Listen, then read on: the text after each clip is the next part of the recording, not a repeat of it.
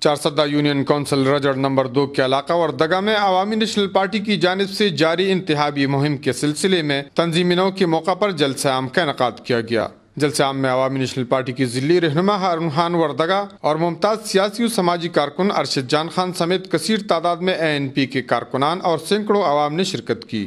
اس موقع پر شرکاء سے خطاب کرتے ہوئے ہارون خان وردگا نے متاثرین سیلاب کے لیے دوسری قسط کے اجراء پر وزیر اعظم پاکستان اور وزیر اعلیٰ خیبر پختونخوا کا شکریہ ادا کیا۔ انہوں نے کہا کہ متاثرین کے ساتھ کی گئے وعدے کے مطابق دوسرا قسط صوبائی حکومت کی جدوجہد کا ہی نتیجہ ہے۔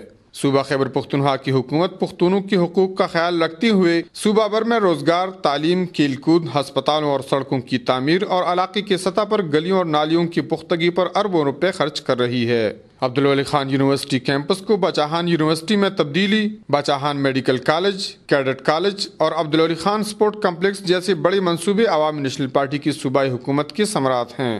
ہارون خان نے کہا کہ عوامی نیشنل پارٹی عوام کی خدمت اپنا مشن سمجھتی ہے اور یہی وجہ ہے کہ آج لوگ ANP میں جوک در جوک شامل ہو رہے ہیں۔ جلسہ عام سے ارشد جان خان اور دیگر نے بھی عوامی نیشنل پارٹی کی خدمات پر روشنی ڈالی۔